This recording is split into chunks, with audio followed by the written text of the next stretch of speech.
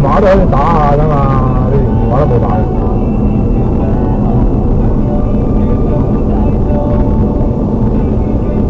個電話都可以咩啦？唔好俾個諗法，自己一定係要3個鐘至諗嗰樣嘢，我做嗰樣嘢咯。即係我嘅做嘅方式就咁嘅，一係我就唔做，一係我就喺嗰個房做到最好嘅，真係做到最好嗰個嚟嘅，我唔理其他人點樣諗，總之我就做到最好嗰個。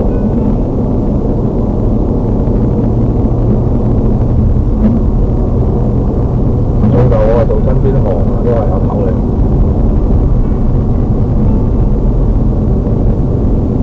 有一個咁嘅3大嘅，我做邊行做咁多年，即係做嘢咁多年都係有頭嚟。好似係驚咗，一般年輕人都係驚想快出嚟做嘢驚，即係一般驚嗰啲真係。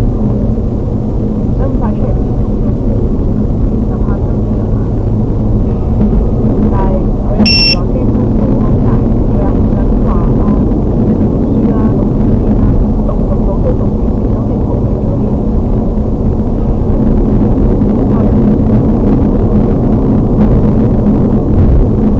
因為我都諗唔到我之後會係點。依家咧係冇得你諗啦，你已經決定咗出嚟做嘅，你就要做。做乜嘢你都要做，拿一份報紙要做點樣去見呢份工，你乜嘢工你都要見㗎啦。但係首先就係密集，就係想自己嗰行嗰啲㗎啦，嗰啲見唔到咧，你就要做第二樣啊，即係你要去向另外一個方呢啲係抵消仔啊呢啲。